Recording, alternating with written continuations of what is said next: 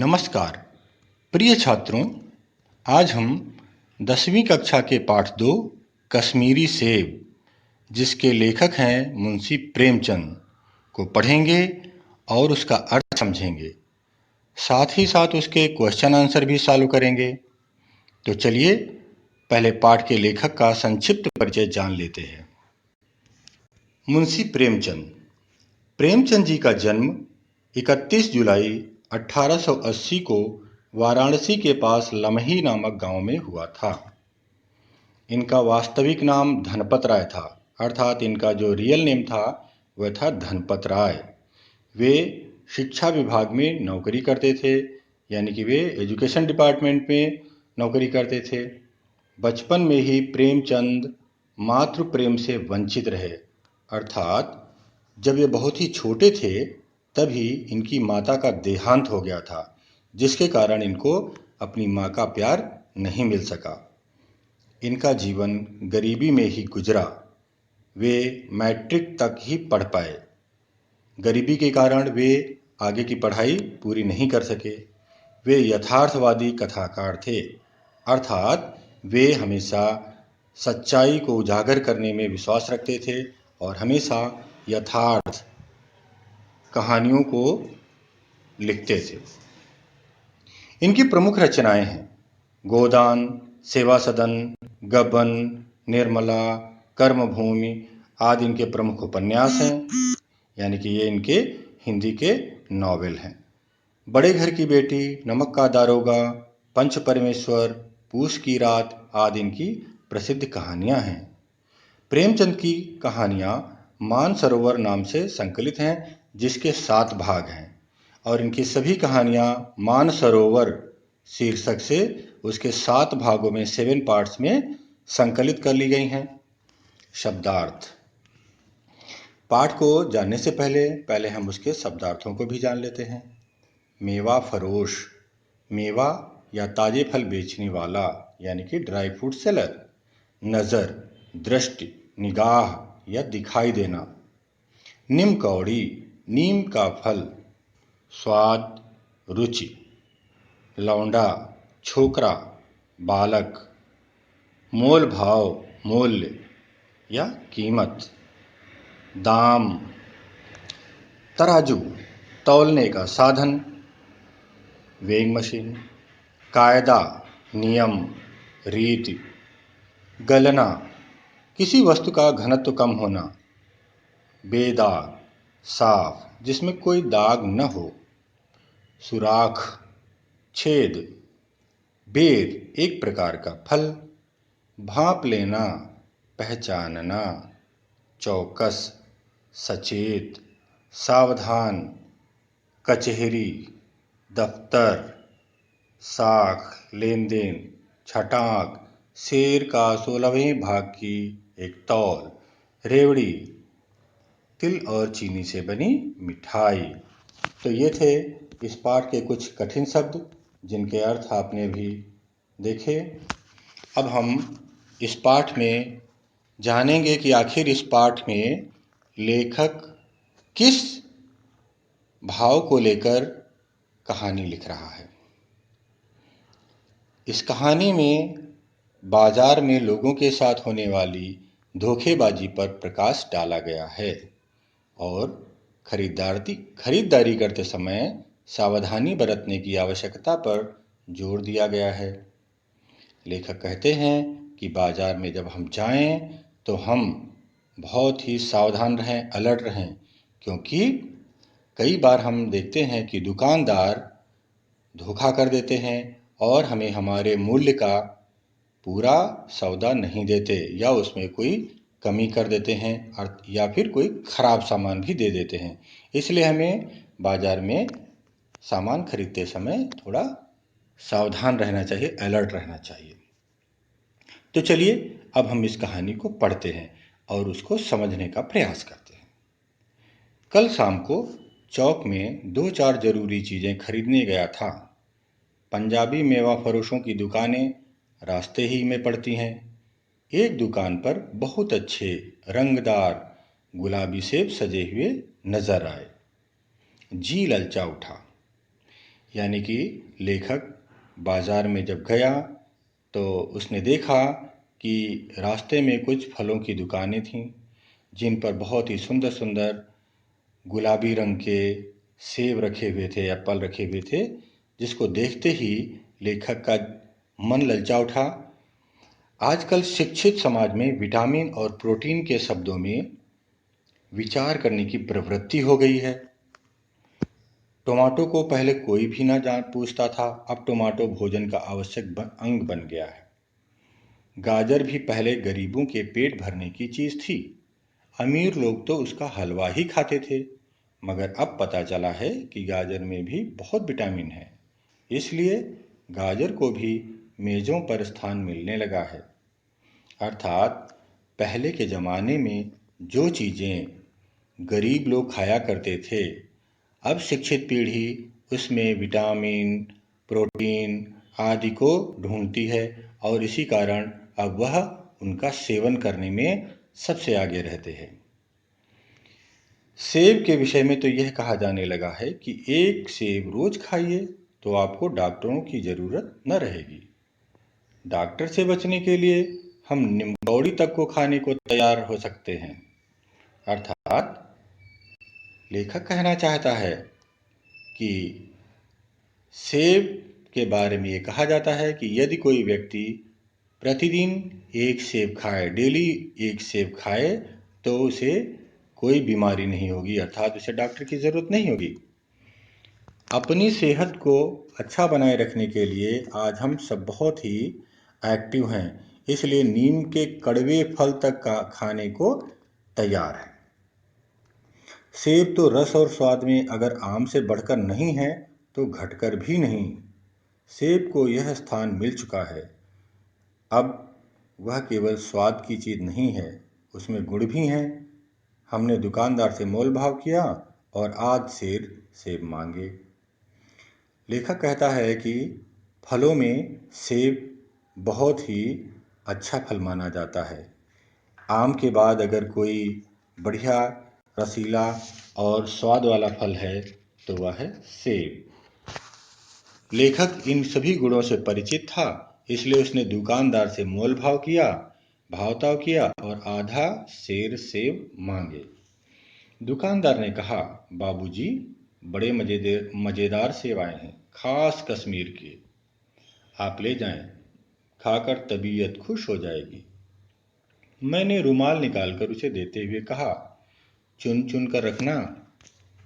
दुकानदार ने तराजू उठाई और अपने नौकर से बोला, सुनो, आज कश्मीरी सेब निकाल ला, चुन कर लाना। लेखक ने दुकानदार पर विश्वास किया और उसके आगे अपना रुमाल दे दिया और कहा कि इसमें अच्छे अच्छे सेब रख दो। दुकानदार ने भी अपने नौकर से कहा कि जाओ और अंदर से अच्छे अच्छे कश्मीरी सेब चुनकर लाकर दो। लौंडा 4 सेब लाया। दुकानदार ने तौला, एक लिफाफे में उन्हें रखा और रुमाल में बांधकर मुझे दे दिया। मैंने 4 आने उसके हाथ में रखे। 4 आने का मतलब है 25 पैसे। 1 रुपया 16 आने का होता है और 4 आने उसके चौथाई भाग, 1/4, यानी कि 25। तो 25 पैसे में उस समय आधा किलो सेब मिल गए। घर आकर लिफाफा ज्यों का त्यों रख दिया। रात को सेब का या कोई दूसरे फल खाने का कोई कायदा नहीं है। फल खाने का समय तो प्रातः काल का है। आज सुबह मुंह हाथ धोकर जो नाश्ता करने के लिए एक सेब निकाला तो सड़ा हुआ था। 1 रुपए के आकार का छिलका गल गया था। अर्थात रात को सामान्यतः हम लोग भोजन करने के बाद फल नहीं खाते, इसलिए लेखक ने सोचा कि अब मैं सुबह सेब को खाऊंगा। इसलिए सुबह उसने हाथ मुंह धो करके नाश्ता करने के लिए सेब निकाला तो देखा, लिफाफे के बाहर सेब निकालते ही उसने देखा कि 1 रुपए के सिक्के के बराबर गोल गोल उसमें छिलका सड़ गया है। समझा रात को दुकानदार ने देखा न होगा, दूसरा निकाला, मगर यह आधा सड़ा हुआ निकला।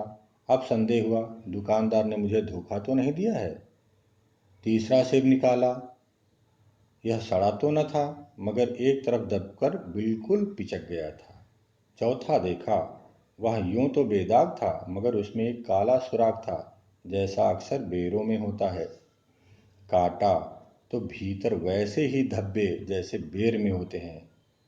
एक सेब भी खाने लायक नहीं। 4 आने पैसों का इतना गम न हुआ जितना समाज के इस चारित्रिक पतन का।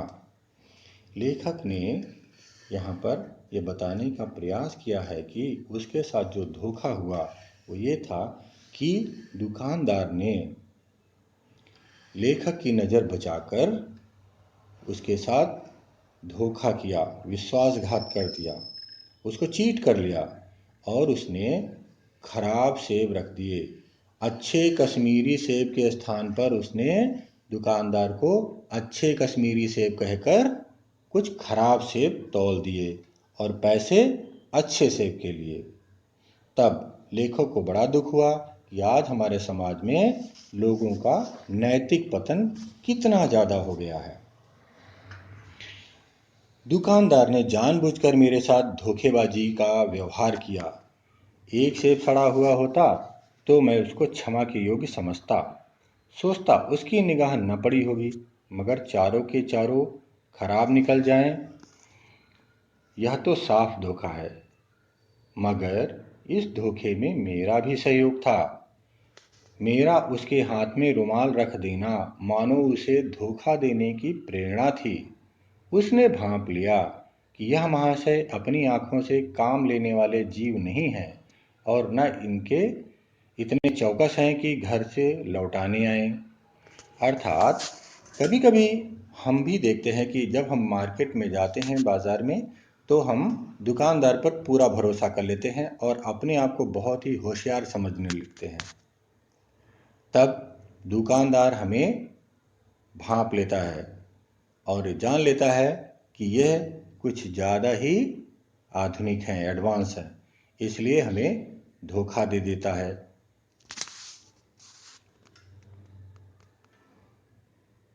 आदमी बेईमानी तभी करता है जब उसे अवसर मिलता है। बेईमानी का अवसर देना, चाहे वह अपने ढीलेपन से हो या सहज विश्वास से, बेईमानी में सहयोग देना है। लेखक कहता है कि यदि सामने वाला बेईमानी कर रहा है तो उसमें कहीं न कहीं हमारा भी दोष होता है कि हम उसे बेईमानी करने के लिए मौका देते हैं। पढ़े लिखे बाबुओं और कर्मचारियों पर तो अब कोई विश्वास नहीं करता। किसी थाने या कचहरी या म्यूनिसिपैलिटी में चले जाइए, आपकी ऐसी दुर्गति होगी कि आप बड़ी से बड़ी हानि उठाकर भी उधर न जाएंगे। अर्थात आजकल पढ़े लिखे लोग भी दफ्तरों में बहुत बेईमानी करते हैं। वे लोगों को बहुत ज़्यादा धोखा देते हैं, चीट करते हैं। हम देखते हैं कि किसी सरकारी दफ्तर में चले जाइए, कोई भी क्लर्क बिना कुछ लिए दिए आपका एक छोटा सा काम भी करने को तैयार नहीं होता। पहले ऐसा नहीं था। व्यापारियों की साख बनी हुई थी। यूं तौल में चाहे छटाक आज छटाक कस लें, लेकिन आप उन्हें 5 की जगह भूल से 10 के नोट दे आते तो आपको घबराने की कोई ज़रूरत न थी। आपके रुपए सुरक्षित थे। मुझे याद है, एक बार मैंने मुहर्रम के मेले में एक दुकानदार से 1 पैसे की रेवड़ियाँ ली थीं और पैसे की जगह अठन्नी दे आया था। घर आकर जब अपनी भूल मालूम हुई तो दुकानदार के पास दौड़ा गया। आशा नहीं थी कि वह अठन्नी लौटाएगा, पर लेकिन उसने प्रसन्न चित्त से अठन्नी लौटा दी और उल्टे मुझसे क्षमा मांगी। लेखक कहता है कि पहले ऐसा ज़माना नहीं था। जो भी व्यापारी बिजनेसमैन हुआ करते थे, वे अपना सारा व्यापार भरोसे पर करते थे। तौलाई में, माप तौल में भले ही थोड़ा बहुत ऊपर नीचे हो जाए, परंतु पैसों में भूल से भी वे कोई धोखेबाजी नहीं करते थे। यदि गलती से भी आपके पैसे उनके पास रह जाएं, तो दोबारा जाते ही वे उसे तुरंत वापस कर देते थे। यानी उस समय व्यापार में विश्वास सबसे बड़ी चीज़ हुआ करती थी। लेखक ने मुहर्रम के मेले का उदाहरण भी दिया है, जहाँ पर वह 1 पैसे की रेवड़ी के बजाय वह 8 आने दे आया था, और जब उसको पता चला तो वह घबराया, और जब वह घबरा कर वहाँ पहुँचा तो उसने देखा कि दुकानदार ने खुश होकर के उसकी वह 98 यानी 50 पैसे वापस कर दिए, और साथ ही साथ लेखक से क्षमा भी मांगी। यहाँ कश्मीरी सेब के नाम से सड़े हुए सेब बेचे जाते हैं। मुझे आशा है पाठक बाजार में जाकर मेरी तरह आंखें न बंद कर लिया करेंगे, नहीं तो उन्हें भी कश्मीरी सेब ही मिलेंगे। लेखक यहाँ पर व्यंग करता है और कहता है कि आजकल लोग कश्मीरी सेब के नाम पर सड़े हुए सेब देते हैं, अर्थात अच्छे माल के नाम पर वे बहुत ही खराब क्वालिटी का सामान बेच देते हैं, और लोग यानी कि ग्राहक कस्टमर उनके धोखे का शिकार हो जाते हैं। लेखक कहता है कि पाठक पढ़ने वाले यानी कि आप और हम जब बाजार में जाएं तो अपनी आंखें बंद ना रखें, बल्कि हम सावधान रहें, सजग रहें, अलर्ट रहें, नहीं तो हमें भी लेखक की तरह ही कश्मीरी सेब मिलेंगे, अर्थात धोखा ही मिलेगा। अच्छे माल की जगह खराब माल ही मिलेगा, और उसके बाद अपनी गलती पर पछताने के सिवा कुछ न रह जाएगा। लेखक कहते हैं यहाँ कश्मीरी सेब के नाम पर सड़े हुए सेब बेचे जाते हैं, अर्थात आजकल अच्छे माल के जगह पर लोग धोखा देकर खराब सामान दे देते हैं। लेखक आशा करता है कि हम जब बाजार में जाएंगे तो उसकी तरह आंखें नहीं बंद कर लेंगे, बल्कि सावधान रहेंगे, और जो भी अपना हम मूल्य देते हैं अपनी चीज़ों को जांच परख कर और उतने ही मूल्य की चीज़ें खरीद कर लाएंगे, नहीं तो उन्हें भी कश्मीरी सेब ही मिलेंगे, अर्थात नहीं तो हमको भी धोखा ही मिलेगा। आशा है आप इस पाठ का अर्थ समझ गए होंगे। तो चलिए अब हम इस पाठ के प्रश्नों के उत्तर समझ लेते हैं। फर्स्ट बिट, एक वाक्य में उत्तर लिखिए। क्वेश्चन नंबर 1, लेखक चीज़ें खरीदने कहाँ गए थे? उत्तर, लेखक चीज़ें खरीदने चौक के बाजार गए थे। क्वेश्चन नंबर 2, लेखक को क्या नज़र आया? आंसर, लेखक को एक दुकान पर बहुत अच्छे रंगदार गुलाबी सेब नज़र आए। क्वेश्चन नंबर 3, लेखक का जी क्यों ललचा उठा? आंसर, रंगदार सेब देखकर लेखक का जी ललचा उठा। क्वेश्चन नंबर 4, टमाटर किसका आवश्यक अंग बन गया है? आंसर, टमाटर भोजन का आवश्यक अंग बन गया है। क्वेश्चन नंबर 5, स्वाद में सेब किससे बढ़कर नहीं है?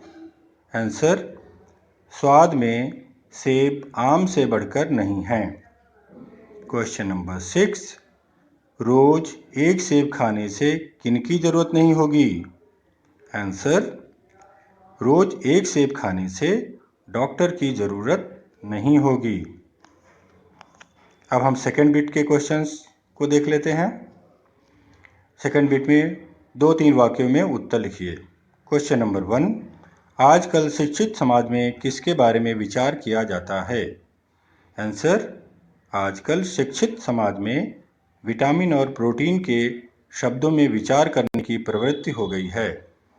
टमाटो और गाजर को पहले कोई भी नहीं पूछता था, अब टमाटो भोजन का आवश्यक अंग बन गया है। गाजर को भी मेज पर स्थान मिलने लगा है।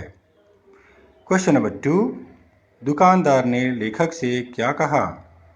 आंसर, दुकानदार ने लेखक से कहा कि सेब ताज़े हैं, ये खास कश्मीर के हैं और उसे खाकर तबीयत खुश हो जाएगी। क्वेश्चन नंबर 3, दुकानदार ने अपने नौकर से क्या कहा? आंसर, लेखक ने रुमाल निकालकर दुकानदार को देते हुए कहा कि सेब चुन चुन कर रखना। दुकानदार ने तराजू उठाई और अपने नौकर से कहा, आधे सेर कश्मीरी सेब निकाल ला, चुन कर लाना। क्वेश्चन नंबर 4, सेब की हालत के बारे में लिखिए। आंसर, लेखक ने आधे सेर कश्मीरी सेब खरीदे थे। उसमें 4 सेब थे। सुबह नाश्ता करने के लिए लेखक ने एक सेब निकाला तो वह सड़ा हुआ था, दूसरा आधा सड़ा हुआ था, तीसरा एक तरफ से दबकर पिचक गया था, चौथे में काला सुराख था, काटा तो भीतर से वैसे ही धब्बे जैसे बेर में होते हैं। एक सेब भी खाने लायक नहीं था। अब चलिए थर्ड बिट को देख लेते हैं। जोड़ कर लिखिए। यहाँ पर अब हम आंसर पढ़ते हैं। सेब को रुमाल में बांधकर, उसका सही उत्तर है मुझे दे दिया। फल खाने का समय तो प्रातःकाल है। एक सेब भी खाने लायक नहीं। व्यापारियों की साख बनी हुई थी। तो चलिए अब हम फोर्थ बिट में विलोम शब्द भी जान लेते हैं। शाम का विलोम है सुबह। खरीदना, बेचना। बहुत, थोड़ा। अच्छा, बुरा। शिक्षित, अशिक्षित। आवश्यक, अनावश्यक। गरीब, अमीर। रात, दिन। संदेह, निसंदेह। साफ, गंदा। बेईमान, ईमानदार। विश्वास, अविश्वास। सहयोग, असहयोग। हानि, लाभ। पास, दूर। गम, खुशी। तो अब चलिए हम सिक्स्थ बिट में अन्य वचन में लिखिए, यानी कि उसका नंबर चेंज करना है। Change the numbers. ओके, एक वचन है तो बहुवचन और बहुवचन है तो एक वचन। जैसे उत्तर है प्रश्न और उत्तर। क्वेश्चन नंबर 1, चीजें, चीज। रास्ता, रास्ते। फल, फल। घर, घर। रुपए, रुपया। आंखें, आँख। कर्मचारी, कर्मचारी वर्ग। व्यापारी, व्यापारी वर्ग। रेवड़ी, रेवड़ियाँ। दुकान, दुकानें।